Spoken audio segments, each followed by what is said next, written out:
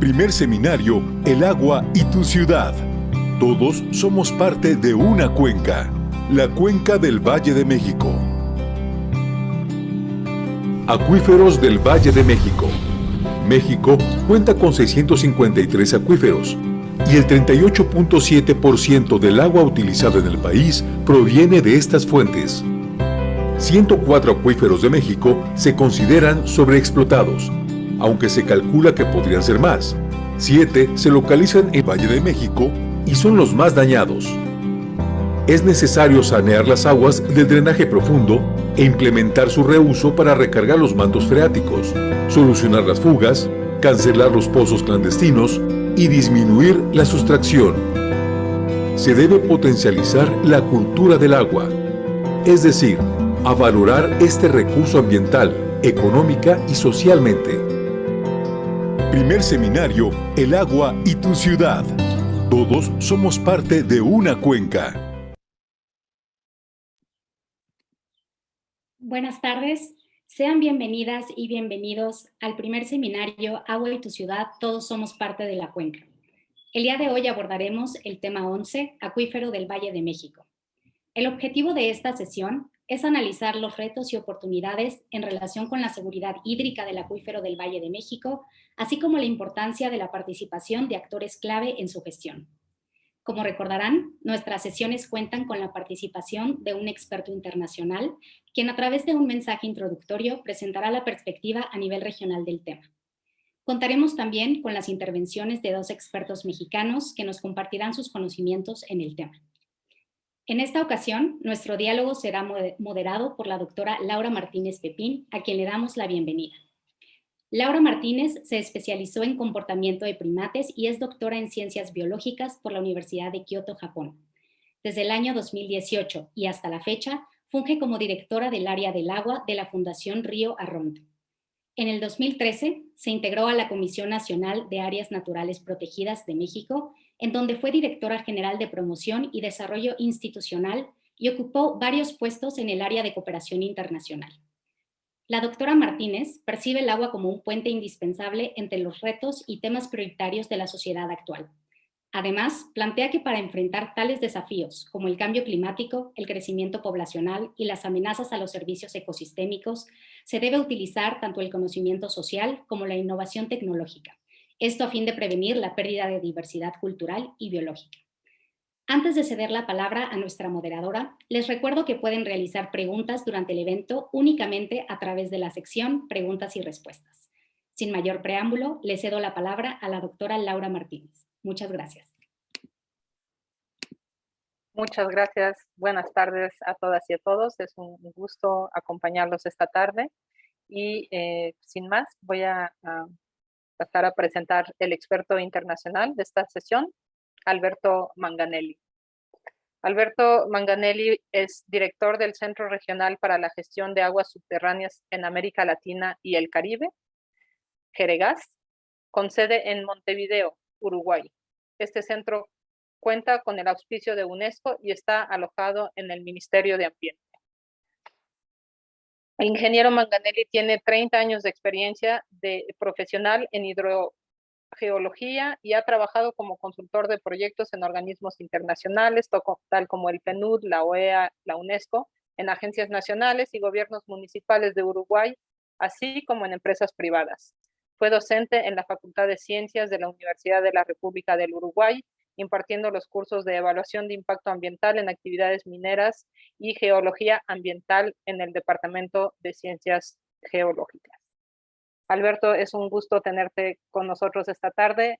Por favor, escuchamos tu seguramente muy interesante introducción acerca de este tema tan subterráneo y a la vez tan importante.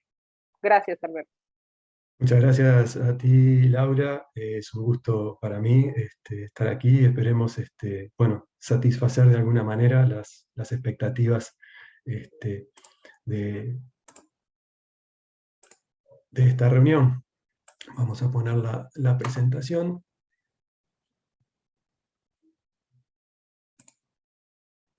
Allí quedó en modo presentación.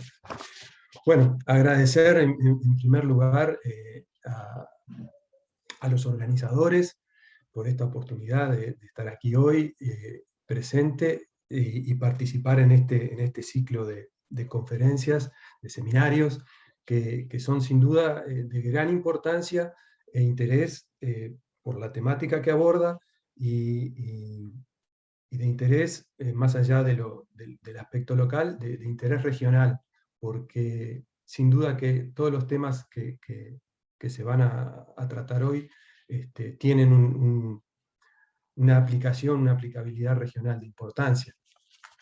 Yo me voy a referir en esta exposición a aquellos conceptos generales que hacen a la gestión de las aguas subterráneas, y voy a dejar que sobre el tema específico del acuífero del Valle de México hablen los especialistas. Entonces, de esta manera, y a modo de introducción, puedo comentar, digamos, que hablaremos sobre 3 tópicos en particular. Primero hablaremos sobre algunos conceptos básicos que hacen a la temática de las aguas subterráneas y los acuíferos. Mencionaremos algunas de las características o de los pasos necesarios para realizar una caracterización hidrogeológica, para finalmente desembocar en aquellos aspectos de gestión que hacen al quehacer cotidiano para la protección de los acuíferos.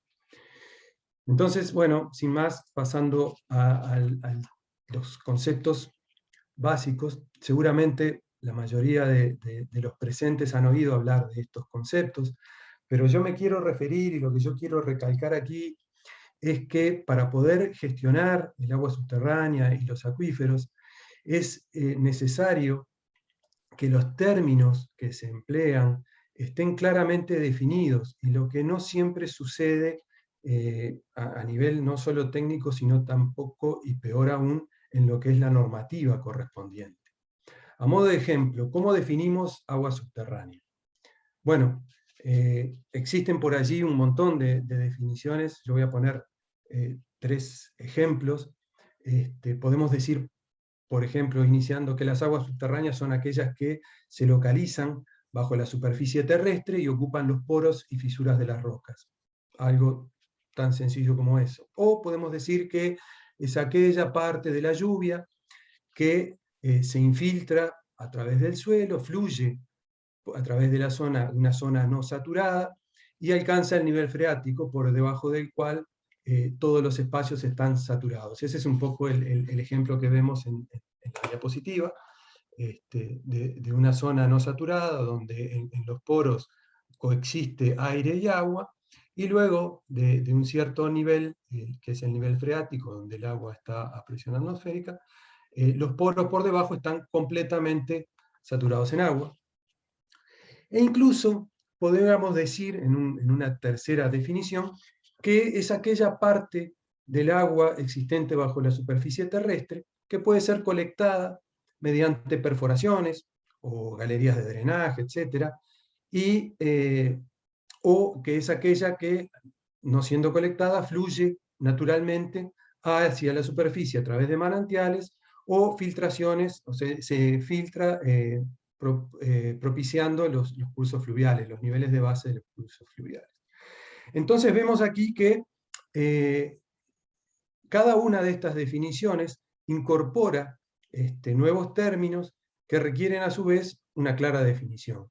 Pero no hay una única definición, y ahí hay un tema de importancia, y lo voy a recalcar a medida que vaya hablando de cada uno de los conceptos, y es que debemos todos los actores en la gestión o en cualquier otra actividad tener claramente definido nuestro objeto.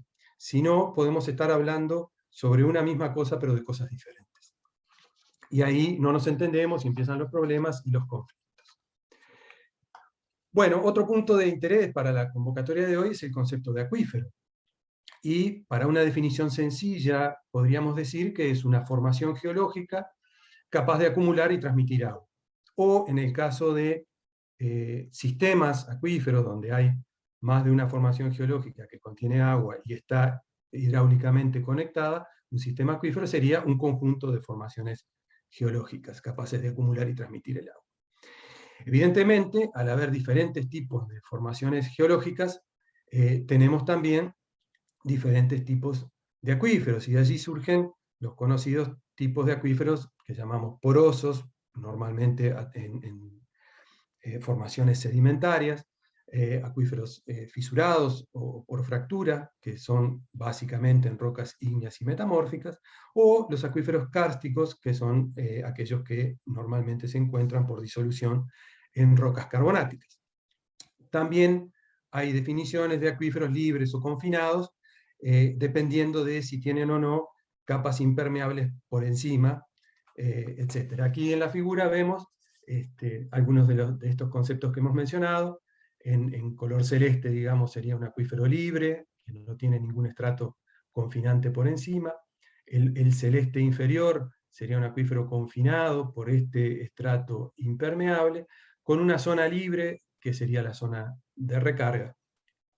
Y bueno, allí están dibujados diversos aspectos como el nivel piezométrico, que es a la altura, digamos, a la que llegaría el agua por la presión que contiene dentro del acuífero. No me voy a detener demasiado en esto, simplemente estoy poniendo un poco sobre la mesa algunos términos que muchas veces creemos que ya están, que están superados, y que sin embargo en determinados momentos surgen problemas respecto a la forma en que los tenemos definidos. Dije que un acuífero era una formación geológica que contiene agua, y dicho así parece muy sencillo, pero luego debemos enfrentarnos y tener en cuenta las dificultades que muchas veces tenemos para definir el contorno de esa formación, los límites de esa formación, los límites superior e inferior de esa formación geológica, y por consiguiente los límites del acuífero. No es una tarea sencilla, y muchas veces es más rápido decir la definición que luego definirlo en forma concreta. Dos términos que son de suma importancia en el tema de la gestión son los términos de calidad y de contaminación. La calidad del agua depende básicamente del contenido de elementos químicos que se cargan al agua a medida que ésta se mueve por el acuífero. Es decir, a medida que el agua circula desde la zona de recarga, que podríamos ver aquí, ¿verdad? Un área de recarga. A medida que el agua circula desde esta zona de recarga por el acuífero, y aquí vemos que puede ser una cuestión de días, de años, de décadas, de centenares de años o incluso de milenios, el agua, a medida que va circulando, entra en contacto con las rocas que pueden solubilizar determinados elementos, y van cargando al agua de esos elementos solubles cedidos por las rocas. Entonces, la calidad del agua, vemos que generalmente en un acuífero es poco probable que sea uniforme, ya que el tiempo en el cual el agua recargó hasta que llega a la descarga, yo les dije que es muy largo, por lo tanto, ese tiempo, e inclusive la profundidad a la que alcanza el agua, porque allí entran a jugar otros factores que afectan la solubilidad, como la temperatura o la presión, entonces no va a ser lo mismo la calidad que yo tenga de agua aquí a la calidad del agua que tenga aquí. Por lo tanto, el concepto de calidad de un acuífero es un poco relativo al lugar donde estemos parados. Y también podríamos decir que es relativo en función que la calidad muchas veces está vinculada al uso. ¿En qué sentido? Los estándares con los cuales nosotros comparamos el resultado de un análisis químico están determinados por el uso. No es lo mismo la calidad cuando la comparamos para agua de bebida como para agua para riego. Por lo tanto, el concepto de calidad se torna de alguna manera relativo. Voy a poner un ejemplo de algo que me sucedió en la práctica profesional. Una empresa de teñido de lanas utilizaba agua de red, y tenía problemas porque el agua de red no siempre venía con la misma cantidad de cloro, y esas cantidades de cloro, bueno, afectaban obviamente el pH, etc., y entonces les afectaba el tema del color, porque ellos tenían una fórmula, pero el agua no era la misma. Entonces me llamaron para hacer una perforación, porque el agua de esa perforación tenía una composición, una calidad más constante que el agua de red. Pero bueno, eso era una necesidad específica, y no podemos decir que la calidad del agua de red era mala, al contrario, era agua potable. Sin embargo, no se ajustaba a los requerimientos de esa empresa. Un aspecto vinculado al tema de calidad es el aspecto de la contaminación. Y aquí yo me quiero detener un poco en que hay autores que indican que la contaminación puede ser natural o antrópica. Y esto, bueno, puede llevar a cierta discusión. Yo prefiero quedarme con el concepto de que la contaminación es solamente antrópica, y que cuando encontramos un agua con ciertos parámetros por encima de lo deseado, pero no producto de la actividad del ser humano, entonces es un agua que llamamos no apta para ese uso específico por causas naturales, pero no deberíamos llamarla como agua contaminada. Es simplemente, digo, una posición, y es aceptable que haya posiciones diferentes. Bueno, las fuentes de contaminación antrópica pueden ser puntuales o difusas. Allí en la figura se ven una serie de factores que pueden afectar a esa calidad. Los desarrollos urbanos, la agricultura, plantas de tratamiento, la ganadería, vertederos mal aislados, etc. Hay una serie de factores que son básicamente conocidos, y no vamos a profundizar en ello. Voy a mencionar muy rápidamente dos conceptos más que son muy importantes, sobre todo para la planificación y la gestión. Ellos son el de la vulnerabilidad y el del riesgo. La vulnerabilidad intrínseca podríamos definirla como la susceptibilidad natural de un acuífero a verse afectado por una carga contaminante. Mientras que el riesgo es, digamos, el cruce de esa vulnerabilidad con el uso del suelo, es decir, con las actividades que se realizan en superficie. Esto es importante fundamentalmente, como se muestra allí en el ejemplo de la figura, en acuíferos libres o en las zonas de recarga, tanto de acuíferos libres como confinados. Estos elementos son realmente importantes, sobre todo por lo que es la gestión del agua vinculada con la gestión del territorio. Que son prácticamente indivisibles. Bien, pasemos ahora ya al segundo punto, que es un poco cómo conceptualizamos lo que es un acuífero, cómo caracterizamos hidrogeológicamente un acuífero, y por ende el agua subterránea. Allí en las figuras lo que se ven son un par de ejemplos de lo que decíamos hoy, lo que sería un acuífero poroso, unas arenas eólicas, aquí se ven las dunas superpuestas, y lo que sería un acuífero por fisura. Esta es una roca basáltica fracturada, ¿no? Bien. Para la caracterización hidrogeológica, digamos que cualquier trabajo de caracterización, cualquier trabajo hidrogeológico que arranquemos a desarrollar, debe contener por lo menos algunos de estos, algunos o todos de estos elementos que vamos a mencionar. Lo inicial, como en cualquier otra tarea, es la recopilación de antecedentes del área de trabajo, el catastro de pozos, el relevamiento de campo, relevamientos bibliográficos, etc.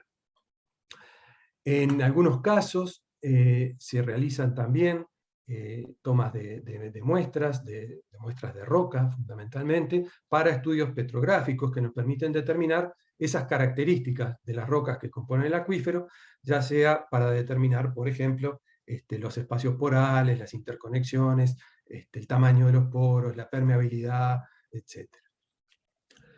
Luego de todas estas tareas y de las tareas de campo, pasamos ya a la confección de mapas, y allí tenemos, por ejemplo, el mapa geológico, el mapa piezométrico, realizamos un mapa de vulnerabilidad, realizamos el mapa de riesgo vinculado a las tareas de campo. También tomamos análisis de agua, tomamos muestras de agua para análisis en el campo y la interpretación de los resultados a través del uso de diagramas, como puede ser el de Piper, el de Steve o el de Schweller, Berger. También en la colecta de agua, muchas veces, si tenemos dinero sobre todo, realizamos estudios isotópicos que nos permiten conocer la edad o la proveniencia del agua, el tiempo en que se recargó, de dónde provienen algunos contaminantes, etc. Los estudios isotópicos son de gran ayuda en lo que es la caracterización de acuíferos y de aguas subterráneas. Alberto, me permito mencionarte que te quedan 3 minutos. Ya me apuro, voy rápido, me pasó muy rápido el tiempo. Bueno, todo esto conduce en definitiva al desarrollo de un modelo conceptual que sería muy útil si termina siendo o desembocando en un modelo matemático, ya que los modelos matemáticos nos permiten conformar,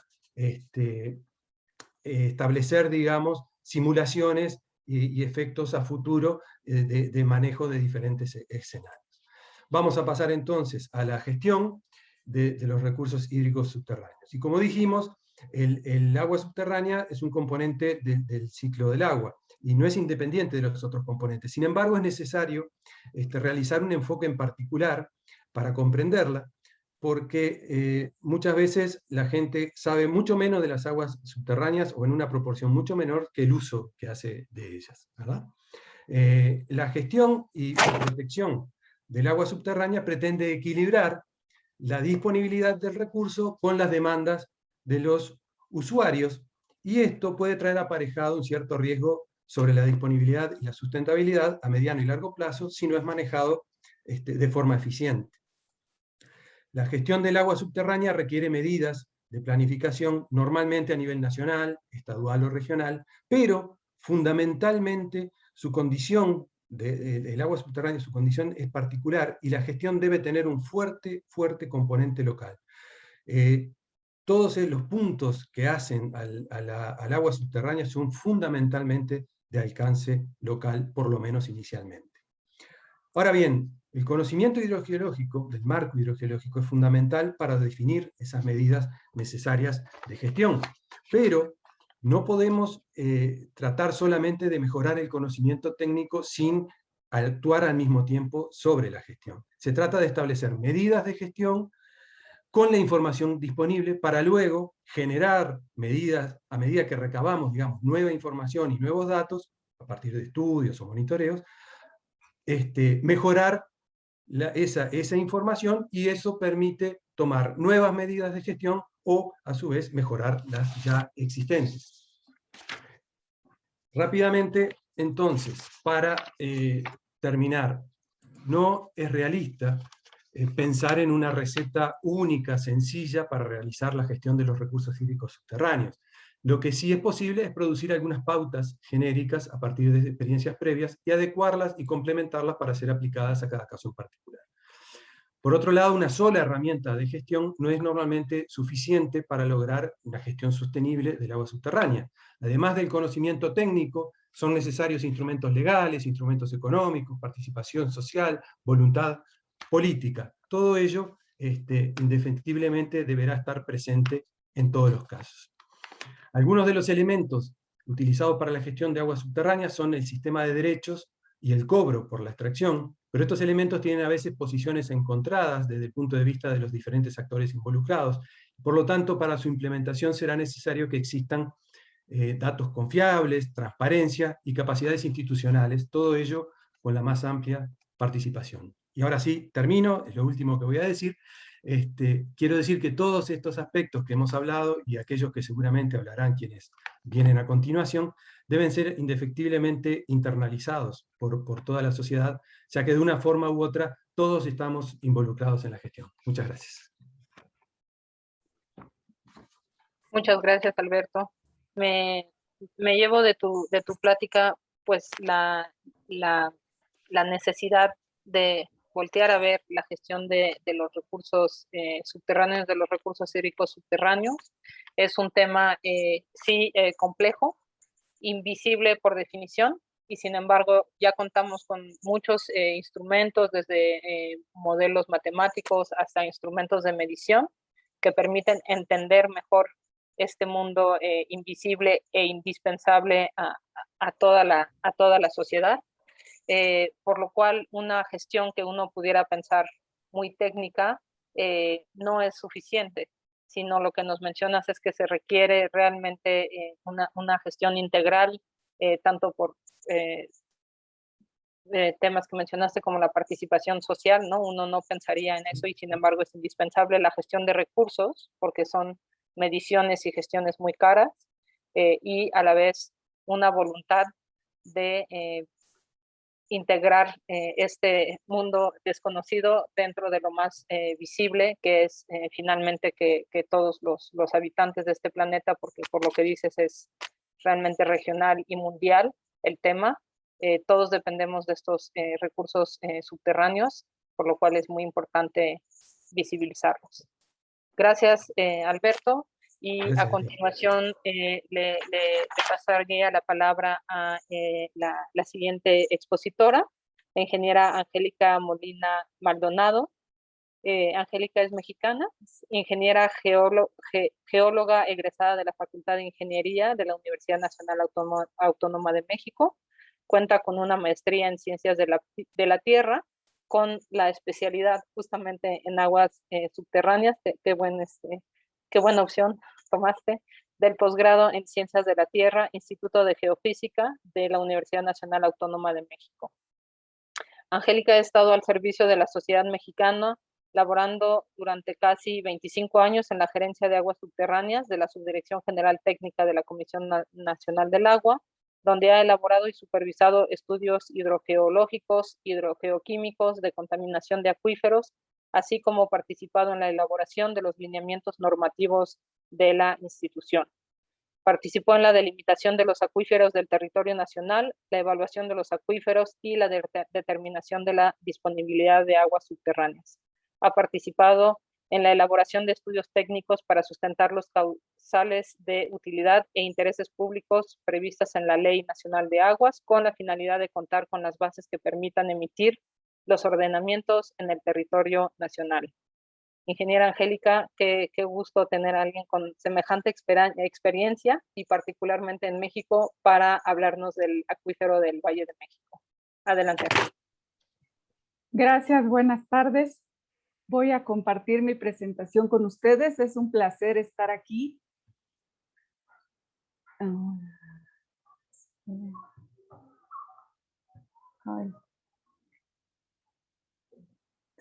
Permítanme que tengo muchas cosas abiertas y no me aparece.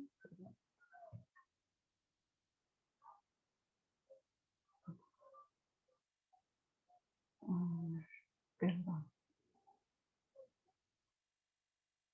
Es que no me aparece aquí donde dice compartir. A ver, allá. Ya la pueden ver, ¿verdad? Sí, le estamos viendo, Angélica. Si te pones en presentación, ya está perfecto. Ok. Bueno, pues muchas gracias. Yo presento esta información en representación de la doctora Jacinta Palerm, subdirectora general técnica de la gerencia de la Comisión Nacional del Agua, y yo soy una participante de la Gerencia de Aguas Subterráneas. Y empiezo diciéndoles que la Cuenca de México se localiza en la parte central de México, tiene una extensión superficial de 10.130 kilómetros cuadrados y la altitud media del valle es de 2.240 metros sobre el nivel del mar. En esta zona existen más de 22.000 millones de habitantes, lo que quiere decir que se concentra en esta región el 20% de la población mundial de la población nacional, y el 30% del Producto Interno Bruto del país se produce en esta región. Y en ella se alberga a la ciudad capital del país, a la Ciudad de México y su zona conurbada.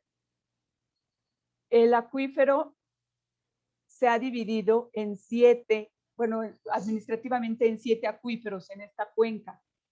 Comprenden a los estados, bueno, la Ciudad de México, el Estado de México, pues una parte del estado de Hidalgo y parte del estado de Tlaxcala.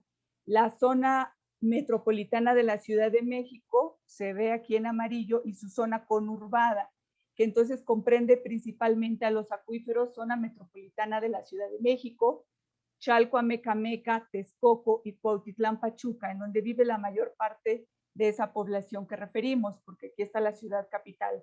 Mientras que en acuíferos más lejanos del estado de Hidalgo, como Tecocomulco, Apan, y en Tlaxcala, Soltepec, pues la demanda de agua es mucho menor. La Cuenca de México es una cuenca cerrada o cuenca endorreica que está rodeada de cadenas montañosas de origen volcánico.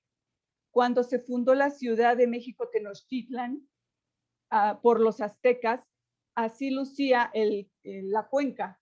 Había 5 grandes lagos que estaban conectados entre sí, y por ser los aztecas un pueblo guerrero, eligieron como estrategia ponerse en un islote dentro del lago y no junto al lago. Por esa situación de ser una cuenca endorreica, el Valle de México ha estado expuesto durante toda su historia a constantes inundaciones, por lo que para resolver ese problema se decidió abrir la cuenca de manera artificial, y se construyeron distintas obras a lo largo de la historia de la ciudad, desde el Tajo de Nochistongo, el túnel de Tequisquiac, emisor central y distintos emisores de la época moderna que han tenido por objetivo sacar el agua de la cuenca hacia el norte en el estado de Hidalgo. Y ello ha provocado en gran parte la desecación de esos grandes lagos.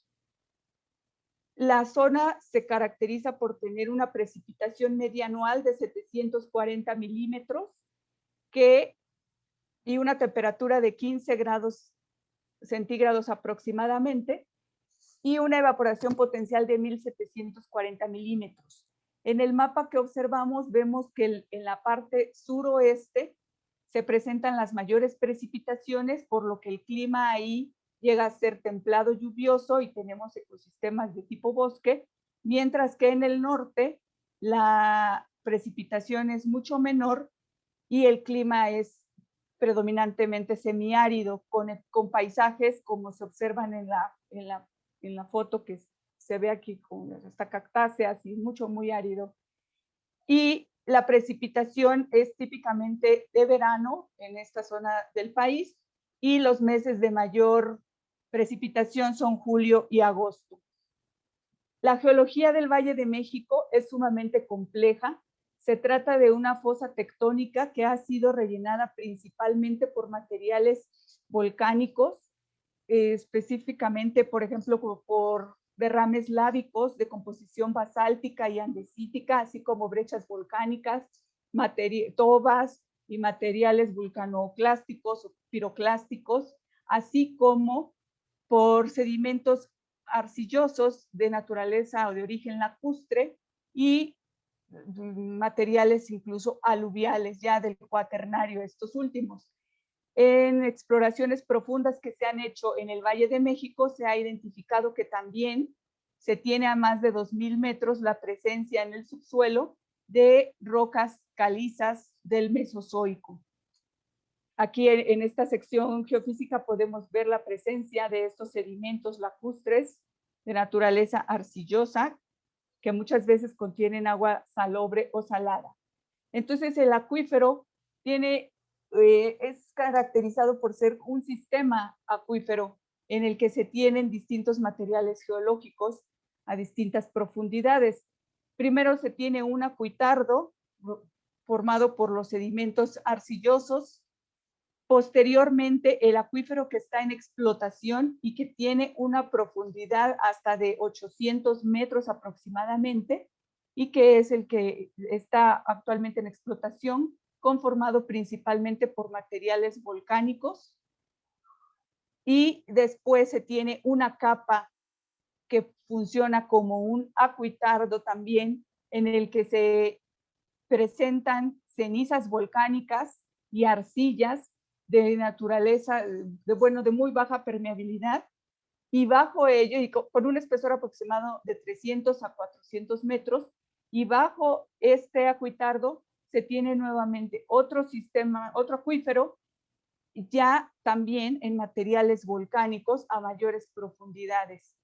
Y por exploraciones profundas que se han realizado, como les comentaba, se ha encontrado a más de 2.000 metros de profundidad un acuífero en calizas que hasta la fecha no ha sido explotado.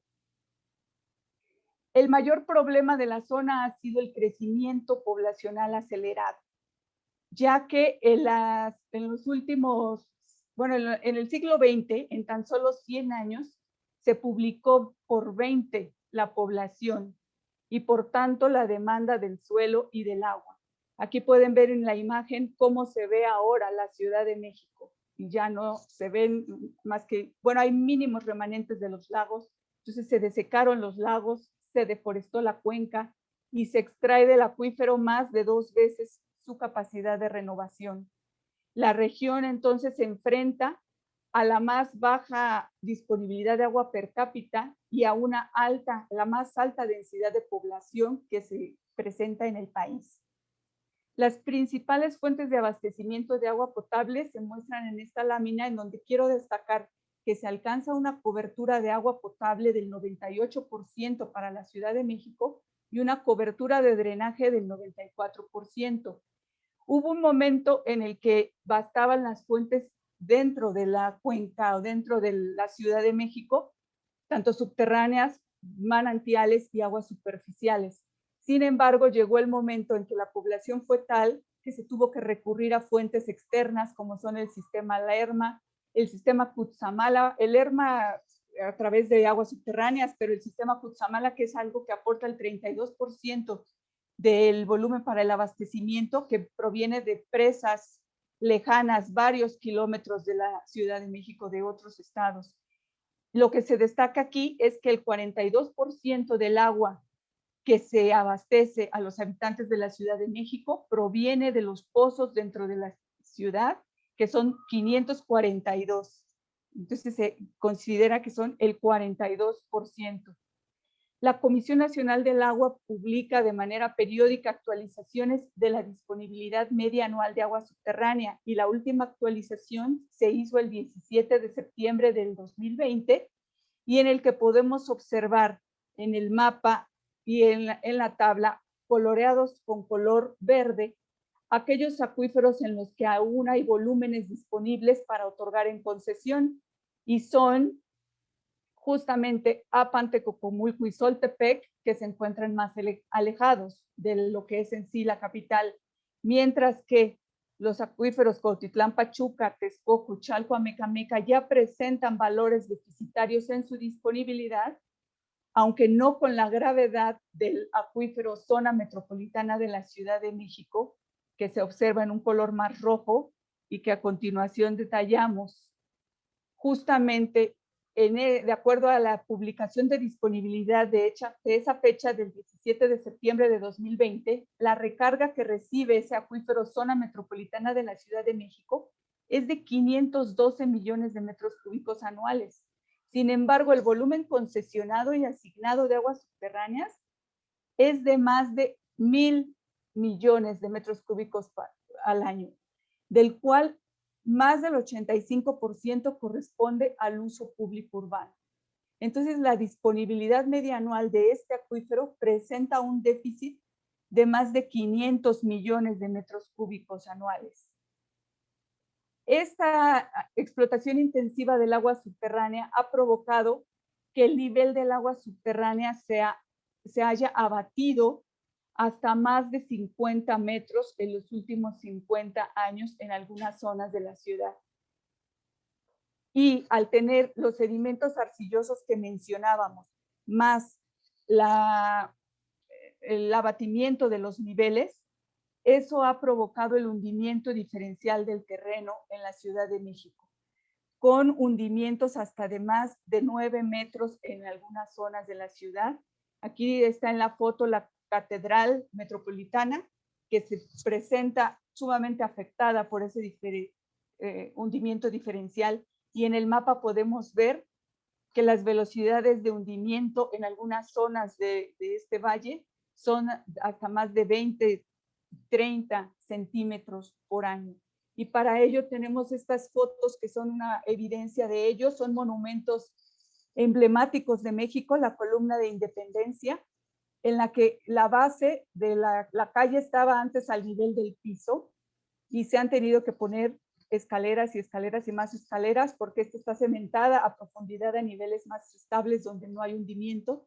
Otro monumento emblemático, el Monumento de la Revolución, y este que está aquí visible, no crean que es un poste, es justamente un ademe de un pozo, como se ve en la foto de junto, en la que se ve a la bomba ahí junto a la palmera y el ademe del pozo. O sea que el nivel del terreno estaba a esa altura y eso es lo que se ha hundido.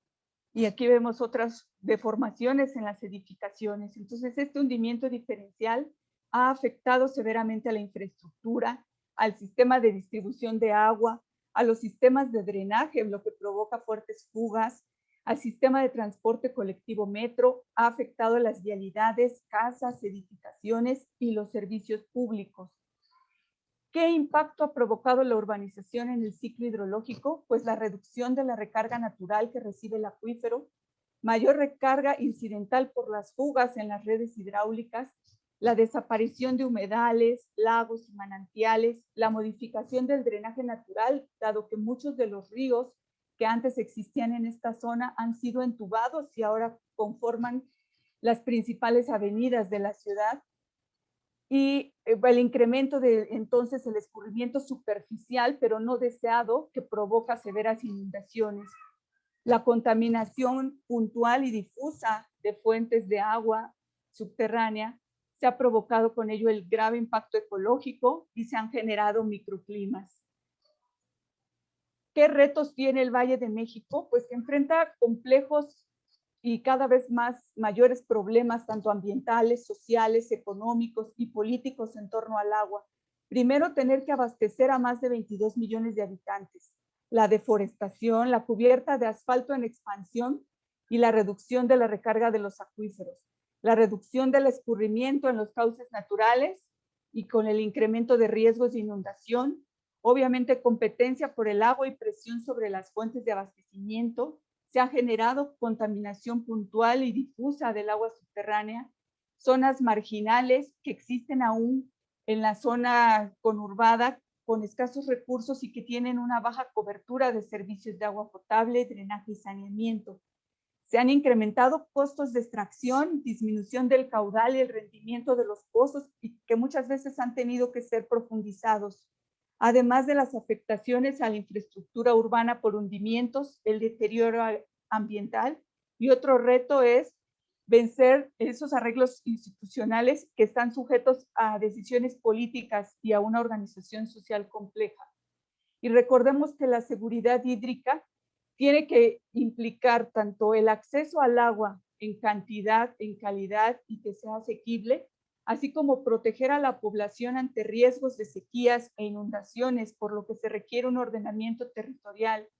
Y también es necesario, para lograr la seguridad hídrica, preservar los ecosistemas a través del manejo integral de cuencas, la protección de humedales y la calidad que sea adecuada para el consumo humano y para los ecosistemas también. Para lograr esa seguridad hídrica, pues se tiene que hacer un uso eficiente del recurso hídrico, se tiene que dar mantenimiento a la infraestructura, tanto de pozos, redes de distribución, plantas de tratamiento, así como aumentar las capacidades tanto técnicas, administrativas, económicas y de cultura del agua ante toda la sociedad, así como aumentar la participación tanto del gobierno, universidades, organizaciones no gubernamentales y los organismos operadores de agua, por lo que se requiere construir marcos legales, institucionales sólidos y capacidades necesarias para una buena gobernanza. La búsqueda de paz y de estabilidad es fundamental para que se fomente la cooperación entre esos actores involucrados y que se tengan fuentes de financiamiento sólidas e innovadoras que permitan un desarrollo y mantenimiento de la infraestructura.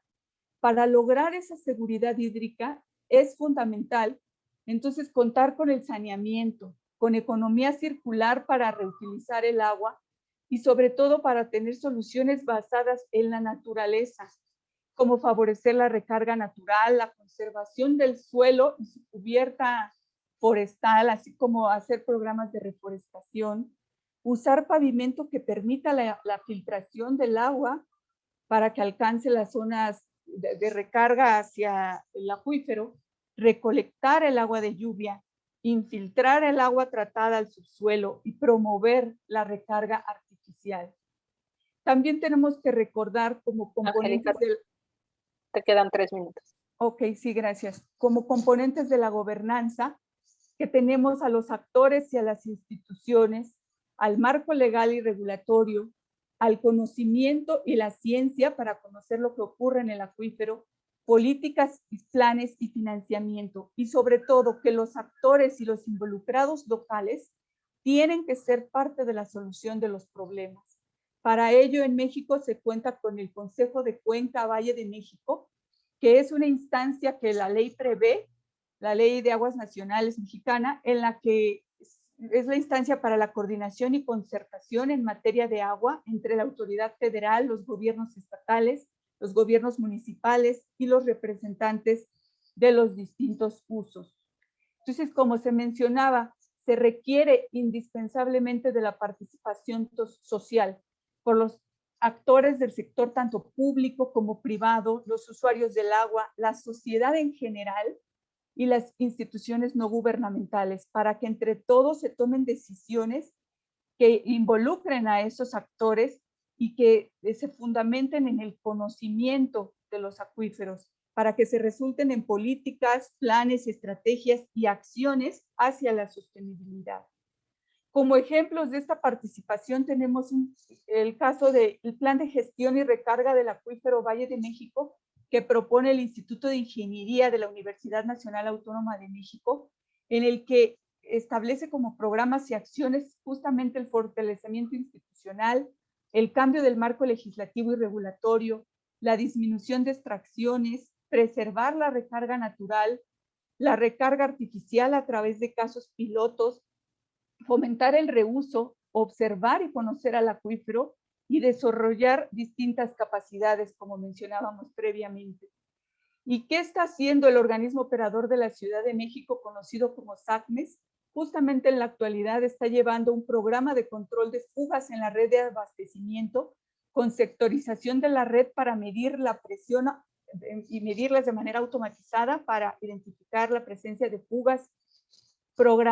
Está teniendo programas para rehabilitar pozos y medición de sus volúmenes, rehabilita las plantas potabilizadoras y tiene un programa de cosecha de agua de lluvia, y actualmente más de 20,000 viviendas se abastecen en las zonas, sobre todo periféricas de la ciudad, con agua de lluvia durante 9 meses del año.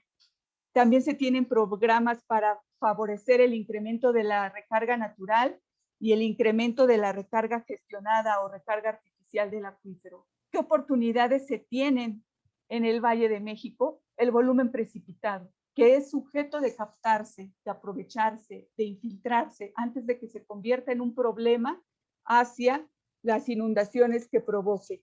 Tenemos también que el tratamiento de agua residual. En México tenemos la planta de tratamiento de aguas residuales de Atotonilco en el estado de Hidalgo, que es la tercera más grande del mundo y recibe las aguas en parte de la Ciudad de México hacia la zona de salida artificial del acuífero. Si construimos esa planta, podemos construir mucho más para tratar el agua y poderla reusar. También tenemos proyectos de recarga piloto, como el ejemplo, el que se está realizando en el bosque de Chapultepec. Tenemos en México 2 normas oficiales mexicanas para normar los requisitos de la recarga y de la infiltración para lograr el manejo de la recarga, y están en puerta la modificación de esas normas para hacerlas más aplicables a México. Se tiene en este momento un trabajo conjunto entre Conagua, el SACMES y la Comisión de Agua del Estado de México, que es otra gran oportunidad, así como el interés y la gran capacidad técnica que tiene la academia, y mucha de ella concentrada justamente en el Valle de México. Tenemos un consejo de cuenca fuerte y el apoyo técnico internacional, por lo que se tiene que hacer justamente es sumar, unir esfuerzos y entre todos buscar lograr la sostenibilidad, que es tan difícil de lograr, pero que tenemos que caminar hacia allá, entre todos juntos, involucrando a toda la sociedad en general. Y eso sería todo por mi parte. Muchas gracias. Muchas gracias, Angélica, por tan interesante presentación. Y también, pues, aquí recordar que en tiempos de pandemia estamos así como Angélica, muchas mamás trabajando desde casa. Y creo que siempre vale recordar, porque ya nos acostumbramos, que es un gran reto para todos nosotros profesionistas y particularmente las mujeres. En cuanto a tu presentación, pues simplemente quisiera pues que nos llevemos todos el simple dato de que la disponibilidad actual de los acuíferos de la Ciudad de México es de la mitad del volumen actualmente concesionado o asignado. Y obviamente por obvias razones el 85% es para uso público urbano. A pesar de los grandes retos de este sistema, porque no es un acuífero, no nos imaginemos una bolsa de agua ahí abajo de la ciudad, es un sistema muy complejo en el que pues, pudimos ver en la presentación de Angélica que ya se cuenta con mucha información, inclusive sabemos lo que pasa a 2.000 metros de profundidad. Los edificios más grandes de la Ciudad de México miden 200 metros para que se den cuenta de lo que significa tener información de lo que sucede a 2.000 metros de profundidad. Entonces sí se cuenta con mucha información, pero la complejidad de la toma de decisión de todos los actores involucrados en un espacio como es la Ciudad de México es realmente un reto gigantesco, pero me llevo, Angélica, de tu presentación que existen muchas oportunidades, que a pesar de los retos hay muchas soluciones en las que se pueden trabajar para mejorar esta situación. Muchas gracias, Angélica, y pues si me lo permites, no sé si hacemos una breve pausa, no seguimos, ¿verdad? Entonces vamos a seguir con el siguiente expositor, el maestro en ingeniería Carlos Gutiérrez Ojeda. Carlos es ingeniero hidrólogo por la Universidad Autónoma Metropolitana, Iztapalapa, de estudios que cursó de 1978 a 1982. Obtuvo la maestría en Ingeniería de Aprovechamientos Hidráulicos por parte de la División de Estudios de Posgrado de la Facultad de Ingeniería en la UNAM, 1988, y también cuenta con una maestría en Ciencias, particularmente con énfasis en aguas subterráneas, por parte de la Universidad de Arizona en Tucson, maestría que concluyó en 1994. Fue analista de proyectos de Hidrolegros SC y especialista en hidráulica en el Instituto Mexicano de Tecnología del Agua. Actualmente funge como subcoordinador de hidrología subterránea de la Coordinación de Hidrología del IMTA, y esto desde el año 2000. Ha escrito más de 100 artículos nacionales e internacionales y más de 90 informes técnicos. Es miembro de distintas asociaciones nacionales e internacionales en hidrogeología hidráulica y científico principal en proyectos de investigación coordinados por el Organismo Internacional de Energía Atómica. También es profesor de posgrado en hidrología de superficie y hidrología de la Facultad de Ingeniería de la Universidad Nacional Autónoma de México. Y con tantas actividades, ingeniero, le agradecemos mucho su presencia el día de hoy y le paso la palabra. Gracias. Cómo no, bueno, pues muchas gracias por la presentación y la invitación nuevamente al doctor Rafael Val, mi agradecimiento. Y nada más si me confirman si están viendo la pantalla, por favor. Sí, le estamos viendo adecuadamente. Muy bien, pues me toca hablar después de dos muy buenas pláticas que creo que me sirven de marco a lo que les voy a comentar. Y en algunos casos voy a tocar algunos de los temas o conceptos que ya se vieron en las pláticas anteriores, pero bueno, hablaré entonces sobre lo que son los datos básicos de la Ciudad de México, de sus fuentes de abastecimiento, entre los cuales por supuesto se encuentra el acuífero, algo sobre el balance y la disponibilidad. Y veremos en las cuestiones de abastecimiento cuál es la problemática que se tiene relacionada con el uso que se ha hecho intensivo del agua, el crecimiento de la población, de las nuevas fuentes, y trabajaremos algo sobre las opciones de manejo que se manejan en el caso de la cuenca del Valle de México, y finalmente mencionarles algo de un proyecto de recarga que llevamos a cabo en la parte alta de la cuenca del Valle de México, y terminaré con algunas conclusiones. También a lo largo de la presentación voy a hacer uso de algunos datos que ya se presentaron en seminarios previos por varias gentes que están aquí referenciados, ¿no? En la Ciudad de México tiene una población de 8.92, de acuerdo al doctor Carmona. Sin embargo, también tiene una población flotante de 4.2 millones de habitantes. La cobertura, como ya lo mencionó Angélica, es del orden del 98%, con un consumo real que llega a los 177 litros por habitante día.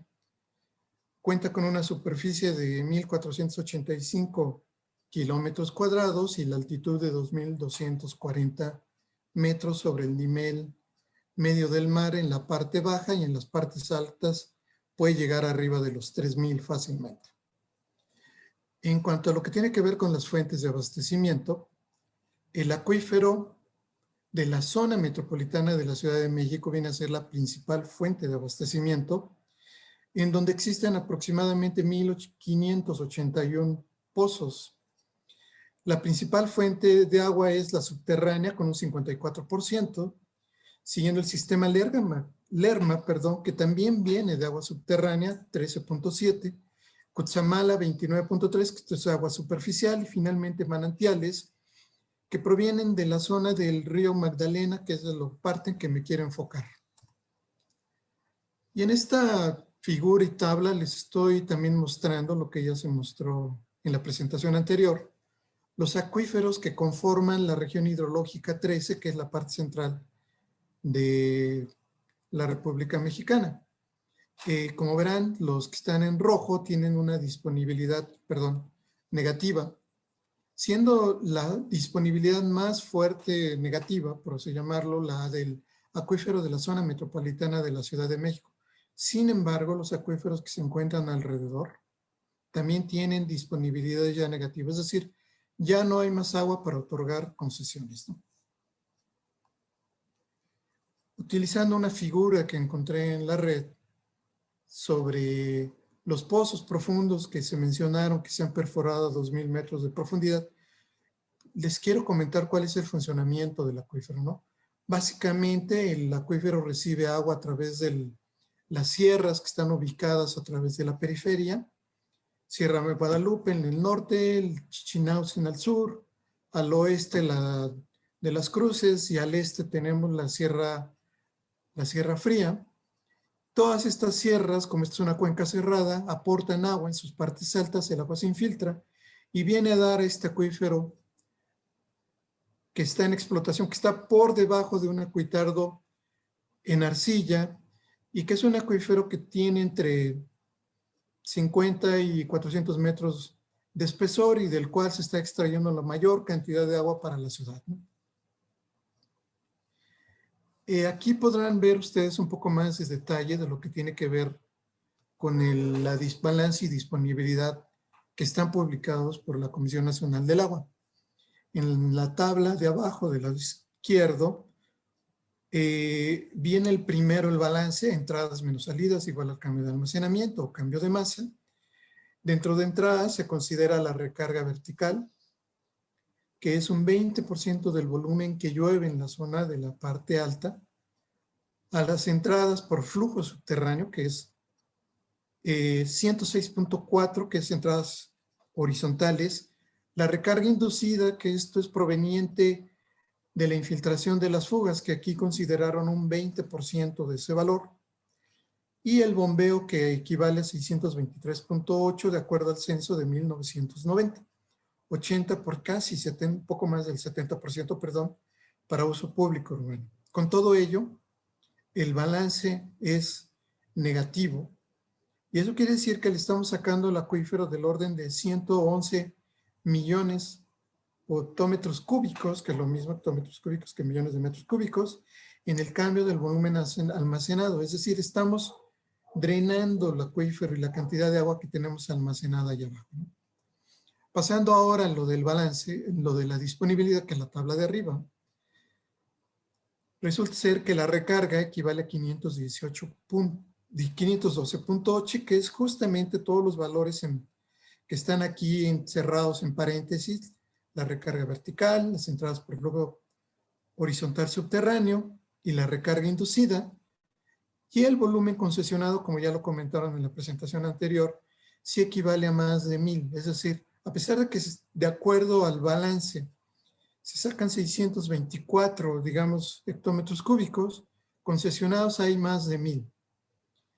Y eso hace que tengamos una disponibilidad negativa. Otra cosa que quiero resaltar de aquí es que realmente la recarga natural solamente equivale a los dos primeros términos, que es la recarga vertical más las entradas por flujo subterráneo, que es decir, es un poco más de los 150 de hectómetros cúbicos, que comparado con los 507, pues resulta ser que se quedan muy cortos y estamos extrayendo muchísima agua, mucho más agua que la que el acuífero nos puede dar.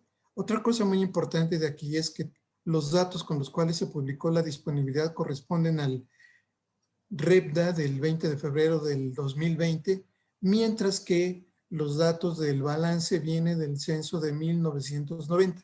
Es decir, hay una diferencia en fechas que valdría la pena muy bien ajustar los datos y tomarlo en cuenta. ¿Qué problemas ha traído la sobreexplotación del acuífero? Pues el agotamiento de la principal fuente de agua, que es el acuífero, y esta sobreexplotación del acuífero, que se estima, de acuerdo al doctor Víctor Burguet y el doctor Carmona, en 17.8 hectómetros cúbicos por segundo, que estamos sacando de más por arriba de la recarga, ha provocado abatimientos de más de 1 metro por año, hundimientos de hasta 30, en la gráfica que nos mostró Angélica, de más de este valor, pero 30 centímetros por año, extracciones a mayores profundidades, un deterioro de la productividad de los pozos. Con ello también se deforman los ademes, pierden la verticalidad, y esto hace que también tengamos problemas en esta zona de los pozos. Incluso hay entrada en algunos casos de agua de mala calidad. Y también, por último, en términos generales, el deterioro de la calidad del agua. Ha habido una disminución de las zonas de recarga, como ya se comentó, y los costos de subsidencia, que eso me parece importante, de acuerdo al maestro Víctor Burguet, son de 2.836 millones de dólares al 2020, y mientras que los costos de la sobreexplotación son del orden de los 4.42 dólares por metro cúbico.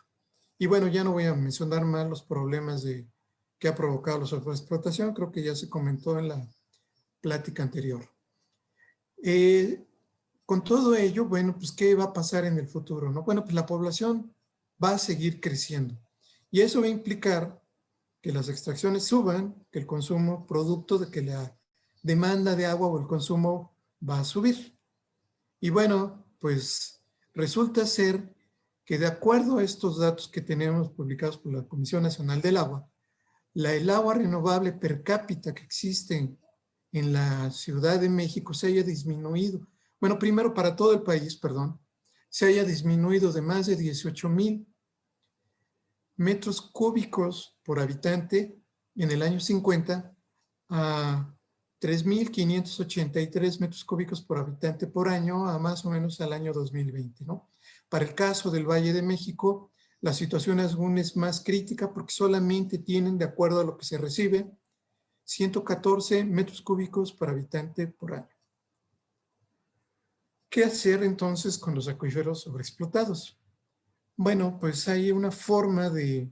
Aquí tenemos en esta gráfica de esta barra del lado izquierdo en color rojo, un acuífero con un alto grado de sobreexplotación.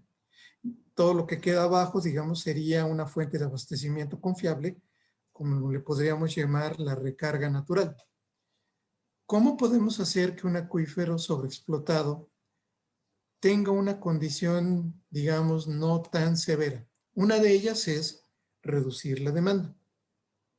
Una más es traer agua de fuentes alternas. Y algo que ya se mencionó en las dos pláticas anteriores y en muchas otras pláticas de los seminarios anteriores también, es la recarga artificial de acuíferos, o llamada así como MAR en inglés, ¿no? Por sus siglas en inglés.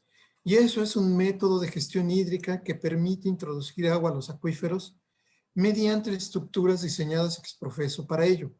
Una vez que esta agua es almacenada en los acuíferos, puede ser posteriormente utilizada para distintos usos.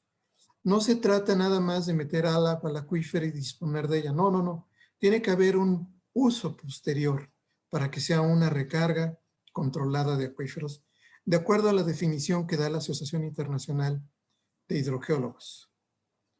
También, como lo había mencionado, se han manejado fuentes de abastecimiento alterna de los acuíferos o de las fuentes superficiales que existen alrededor de la ciudad. Sin embargo, había que ver si las poblaciones y los estados vecinos estarían dispuestos a ceder esta agua a la ciudad, dado que en muchos de estos lugares también existe una fuerte demanda por el recurso, ¿no? Otras alternativas que se han manejado es la recuperación de pérdidas de redes de distribución, la disminución de la demanda, el reuso y reciclaje de aguas residuales tratadas, la captación del agua de lluvia y, por supuesto, la recarga controlada de acuíferos. El doctor Carmona, en su presentación del seminario, mencionó que en el programa de gestión integral de los recursos hídricos de la Ciudad de México, en el apartado 3 sobre sustentabilidad y gestión ambiental de los recursos hídricos, manejaban también el concepto, tenían considerado el concepto de la recarga de acuíferos. Todo ello considerando que al final de cuentas se podría lograr la gestión integrada del agua, tal y como lo mencionó el doctor Miguel de Franca del PHI. Y bueno, el último punto que les quiero mostrar es un trabajo que hemos hecho en el IMTA con algunos colegas, el doctor Mendoza, sobre la cuenca del río Magdalena, en donde en el año del 2011-2012 hicimos una caracterización de sitios potenciales y selección de los sitios más adecuados para la implementación de un pozo de recarga y de represas de gavión. Les voy a platicar algo sobre hidrogeología, geología, calidad del agua de la recarga, geofísica, geología y la selección del sitio más adecuado. Esta es la cuenca del río Magdalena, una cuenca que se encuentra al suroeste del acuífero de la Ciudad de México. Tiene alrededor de 33 kilómetros cuadrados, 18.96 kilómetros de longitud y es muy estrecho, como lo podrán ver aquí. Y aquí, a lo largo de este río, se han hecho varios aprovechamientos de agua. Incluso en algunos se llegó a generar agua, como en los dinamos 1, 2, 3 y 4, que se encuentran localizados aquí sobre el río. De acuerdo a los datos que tenemos y a mediciones que hicimos también durante este proyecto, nos dimos cuenta que hay una parte del agua que prácticamente corresponde a lo que es el flujo base, que está siendo utilizado ya para el abastecimiento del agua a la población. Sin embargo, hay un buen volumen de agua que escurre de las partes altas y se va directamente a Río Churubusco y probablemente al drenaje, que podría ser utilizado para hacer un proyecto de recarga en esta parte del acuífero de la Ciudad de México. Como verán, pues tenemos en esta zona rocas que van desde las lavas andesíticas, en la zona alta, en la zona un poco más baja ya tenemos la formación Tarango, que es una formación que ya se está aprovechando en el caso del acuífero de la Ciudad de México, y más abajo los depósitos aluviales, ¿no? Hicimos también alguna geofísica a lo largo del cauce del río y determinamos las unidades resistivas con su posible correlación hidrogeológica para ver en cuáles formaciones podríamos nosotros poder meter el agua mediante un pozo de recarga, ¿no? El nivel estimado que nosotros tenemos está alrededor de los 400 metros de profundidad y aquí lo estamos mostrando mediante esta línea azul.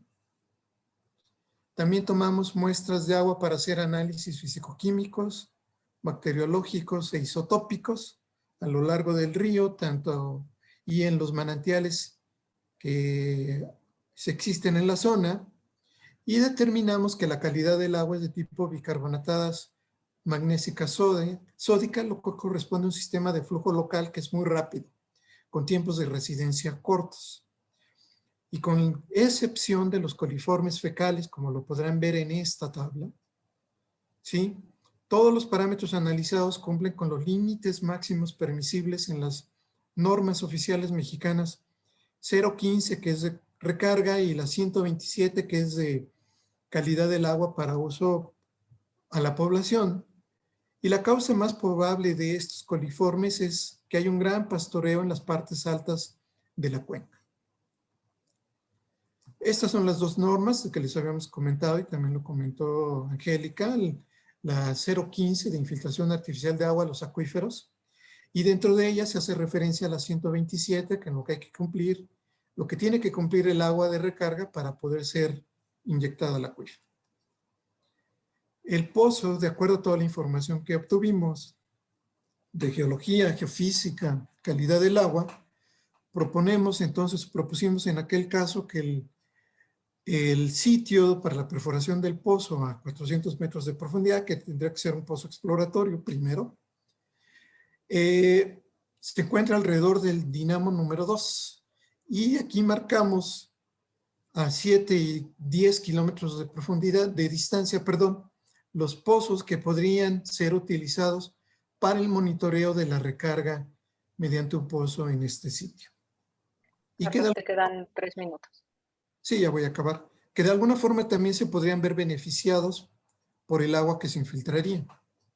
También llevamos a cabo una caracterización de la cañada del Aguajito para poder ubicar represas de gavión, construir represas de gavión. Hicimos un recorrido, se hicieron algunas secciones en campos y se construyeron mediante geocostales o bolsas de piedra las represas en la parte alta de esa pequeña cuenca, ¿no?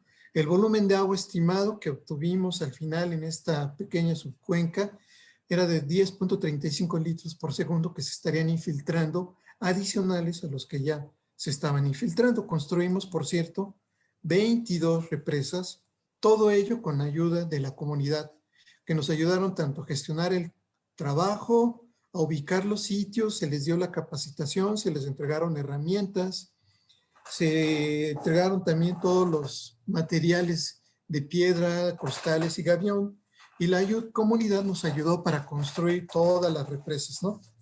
Lo importante de esto era que ellos se podían apropiar del proyecto y generamos al mismo tiempo algún empleo que fue de carácter temporal, ¿no? Bueno, como conclusiones, existe un volumen potencial de 500 a 1000 litros por segundo que se pueden recargar al acuífero en la zona metropolitana de la Ciudad de México, en la zona que estudiada, y con excepción de los nitratos, el agua es de buena calidad y de reciente infiltración. La región del segundo dinamo es adecuada para perforar un pozo exploratorio a 400 metros de profundidad. A través se considera que es posible recargar el acuífero. Y la efectividad de las represas de gaviones en la infiltración local del acuífero se produce en las zonas altas de la cuenca, lo que propicia también un alargamiento de las avenidas y también la aparición de mayores manantiales durante mayor tiempo o su reactivación, ¿no? Quiero comentar que en el INTA hace 3-4 años hicimos un libro sobre manejo de recarga en un enfoque hacia Latinoamérica. Consta de 1000 páginas aproximadamente, como en 24 capítulos. Está disponible en estas ligas que están viendo ustedes. Hace 2 años ya llevamos más de 4,162 descargas. Así que con todo gusto pueden entrar a estas ligas y poderlo descargar o ponerse en contacto con todo gusto conmigo. Y bueno, eso es todo. Muchísimas gracias.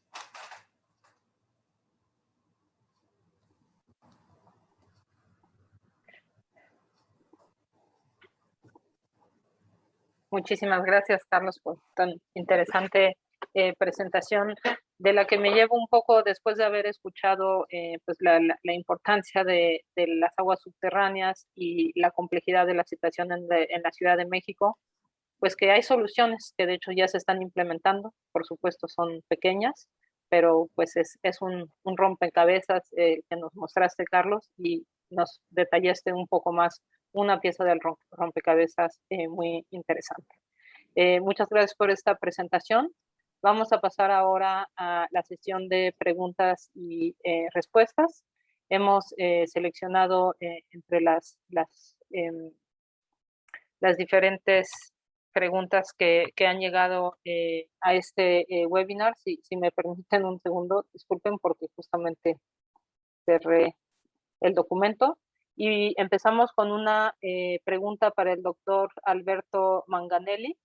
Esta pregunta la hace Guillermo Benjamín Pérez Morales y es la siguiente. ¿Qué avances existen para definir los límites de los acuíferos subterráneos? Ya que lo que no se puede ver es más difícil de definir. Y yo añadiría, y tenemos estudios recientes que muestran cierta conectividad entre los acuíferos. Alberto, por favor. Bien. Bueno, básicamente muchas de las cosas que utilizamos para definir los límites de los acuíferos las hemos estado viendo, inclusive en la presentación de Carlos recién. Él mostró algunos cortes transversales, unos perfiles geológicos que se elaboran a partir de datos geofísicos, de datos de perforaciones. Podríamos decir que a su vez utilizamos análisis de cuenca, métodos geológicos como estratigrafía, etcétera, con, digamos, vínculos estratigráficos entre las diferentes formaciones. Todo ello, y cuanto mayor cantidad de información tengamos, más próximos vamos a estar a la definición de los límites del acuífero.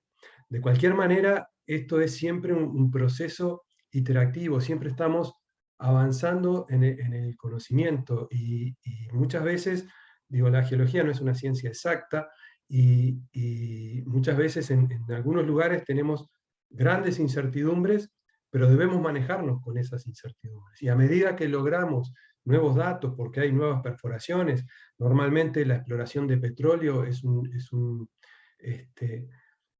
aportador de datos, porque son los que hacen pozos profundos y los que tienen dinero para la investigación, cosa que, aunque parezca mentira, en el agua tenemos mucho menos dinero que para otro tipo de estudios. Entonces, todo eso forma un combo, y voy a ser corto en esto, forma un combo que nos permite avanzar en el conocimiento y en la delimitación de los acuíferos, tanto en sus límites horizontales como en sus límites verticales.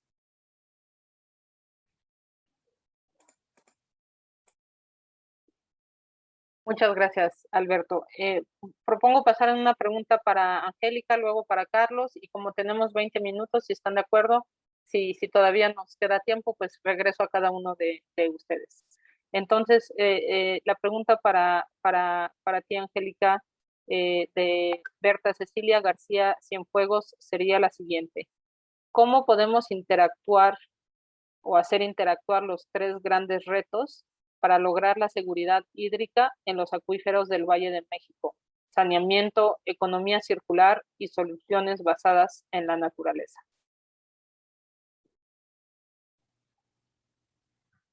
Pues justamente lo que buscan todas estas pues, estrategias que se refieren o que han sido referidas, pues lo que buscan finalmente es lo mismo, o sea, aprovechar mejor los recursos que en el caso del Valle de México son tan limitados.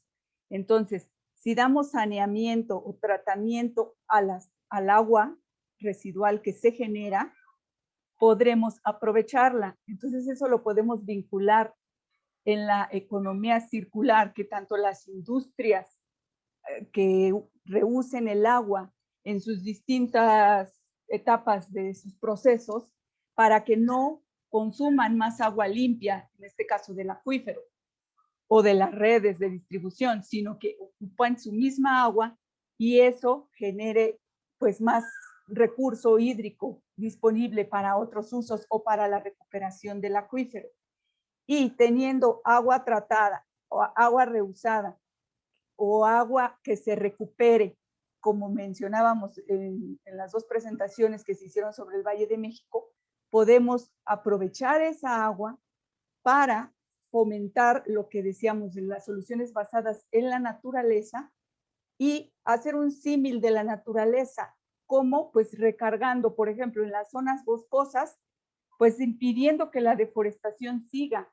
Entonces podemos ahí, o como lo presentó el maestro Carlos, justamente en una zona que de por sí es de recarga, podemos aprovechar y hacer manejo de la recarga, hacer obras para que, basados en la naturaleza y que esa es una zona de recarga, podamos tener más agua disponible para ser aprovechada en la cuenca y en el acuífero finalmente. Entonces, todo va vinculado finalmente a tener más agua para la naturaleza y para la sociedad. Muchas gracias, Angélica. Pasamos con una pregunta a Carlos, porque además los organizadores me comentan que nos queda menos tiempo que lo que yo pensaba. Entonces, Carlos, la pregunta sería, ¿existe un estudio que permita definir el costo de recarga del acuífero con aguas tratadas versus seguir suministrando agua de otras cuencas tan lejanas y que provocan grandes cortes y daños ambientales? Sí, definitivamente sí hay, pero pues cada caso es específico, ¿no? No es lo mismo recargar un acuífero en donde el agua tratada provenga de una industria que provenga de una ciudad. De eso depende el tratamiento también, ¿no? Que se le debe de dar al agua. Y también depende mucho de las características del acuífero. No es lo mismo un acuífero libre, muy superficial, un acuífero profundo, en donde el agua tiene que ser incluso de mejor calidad, ¿no? Entonces, la respuesta es sí, sí existen. No ha habido muchos casos en México, la mayor parte están en la literatura internacional, pero definitivamente que es posible recargar acuíferos tanto con agua de lluvia como con agua residual tratada. Con eso cierro. Muchas gracias, Carlos. Me parece que nos queda tiempo para una ronda de preguntita muy corta y específica, si me lo permiten. Alberto, te propongo la siguiente, difícil de contestar muy rápidamente, pero ¿qué problemas puede presentar una cuenca cuando es desviado su río del cauce original?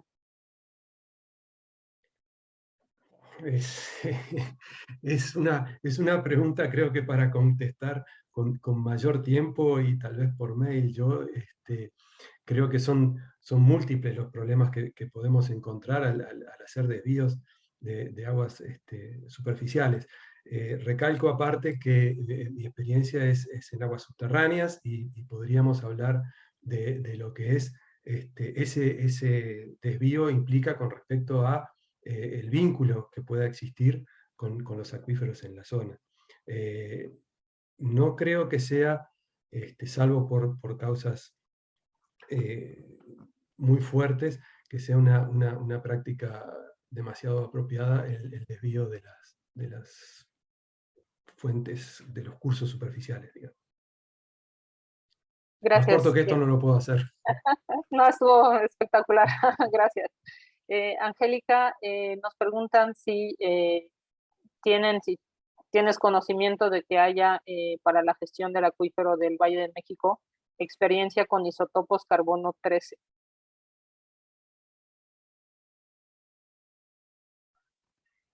Bueno, se han hecho estudios isotópicos en la zona y de hecho se tiene conocimiento de zonas en las que el agua tiene edades, bueno, datadas, pero con carbono 14, edades que incluso llegan a ser de miles de años en algunas zonas, ¿no? O sea, de recargas de zonas lejanas, justamente a lo mejor de flujos de sistemas de flujo regional. En el Valle de México había zonas en donde emergían aguas de mucha salinidad e incluso zonas termales. Entonces se tiene ese conocimiento que se ha apoyado en isotopía y lo han hecho mucho otro tipo también de instituciones como lo es el INTA justamente. Muchas gracias. Y finalmente, para concluir la ronda de preguntas, entiendo que quedaron algunas preguntas en el Facebook o en el chat del Zoom, y pues supongo que ulteriormente les harán llegar las respuestas. Carlos, esta última pregunta para ti. ¿Qué se puede hacer con los nitratos en el agua para mejorar su calidad a la hora de la infiltración a los pozos? Bueno, se puede dar un pequeño tratamiento, no es tan difícil ni tan caro. Así es de que consultando ahí con los amigos del INTA que manejan la parte de tratamiento de agua, me decían que existen ya unos métodos muy bien establecidos para tratar y eliminar ese problema y poder utilizar el agua, ¿no? Y volviendo un poquito a la pregunta anterior que le tocó a Angélica, sí, nosotros hemos hecho muchos trabajos también en lo que tiene que ver con isótopos. En este caso en particular del río Magdalena utilizamos también los isótopos ambientales, ¿no? Deuterio, oxígeno 18 y tritio para determinar las zonas de recarga, la altura de la recarga y también los tiempos de residencia del agua. Pero también en la hora que se hizo los pozos profundos, particularmente el San Lorenzo, tomamos unas muestras de agua, hicimos análisis para poder determinar los tiempos de residencia del agua y efectivamente son tiempos de residencia muy grandes y también con ello lo que queríamos ver es que el acuífero profundo que se estaba tratando de utilizar muy por debajo del acuífero en explotación eran independientes, ¿no? Era parte de los resultados y de los objetivos que se buscaron cuando hicimos ese proyecto.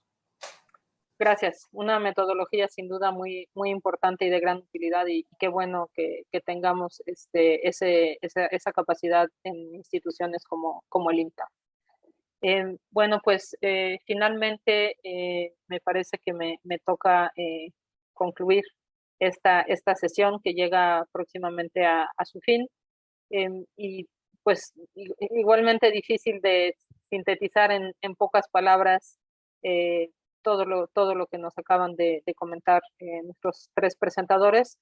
Me gustaría resumirlo con tres proyectos de los que tengo conocimiento, porque la Fundación Río Arronte los está apoyando. De hecho, voy a aprovechar para hacerle publicidad a la convocatoria del Área de Agua 2021 que se encuentra actualmente abierta para recibir propuestas de proyectos. Y hay tres proyectos que creo que son bastante representativos de lo que está pasando en el acuífero del Valle de México. El primero es propuesta de plan de gestión que existe para el acuífero del Valle de México. Fue Angélica que lo mencionó, ¿verdad? No me estoy confundiendo. Y este plan ya cuenta con mucha información lo suficientemente detallada para tomar decisiones basadas en ciencia. Es decir, conocemos el costo del hundimiento de la Ciudad de México, conocemos el costo aproximadamente del daño en la infraestructura hídrica por el hundimiento y por los sismos. Entonces hay mucha información que ya permite tomar decisión. Aquí la complejidad, son varias capas de complejidad, pero en la complejidad, además de la complejidad geohidrológica, hay una complejidad de actores que tienen que tomar decisiones conjuntas. Creo que este es un gran reto, pero ya teniendo esos resultados sobre la mesa, creo que realmente se puede avanzar. Aquí lo que se necesita es innovación en formas de colaborar. Son soft skills que no necesariamente manejan los ingenieros, y por eso la importancia de la transversalidad del manejo del acuífero del Valle de México. El siguiente es el proyecto que también mencionó Angélica del bosque de Chapultepec. Chapultepec es un bosque simbólico, no solo para la Ciudad de México, para el país, pero a nivel internacional. Las ciudades que han logrado soluciones basadas en la naturaleza a escala de ciudad, que hacen un impacto, una diferencia en una megalópolis, son pocos, y México tiene esta oportunidad en Chapultepec.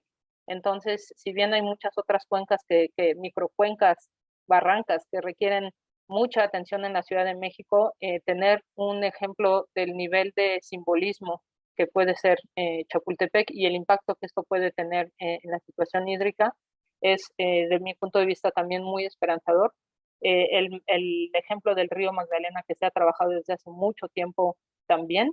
Entonces creo que es muy importante mencionar y trabajar a niveles locales, microlocales, así como al nivel macro de todo el Valle de México. Y finalmente mencionar el programa de captación de agua de lluvias, es decir, tenemos que diversificar las fuentes, cuidar cada una de ellas.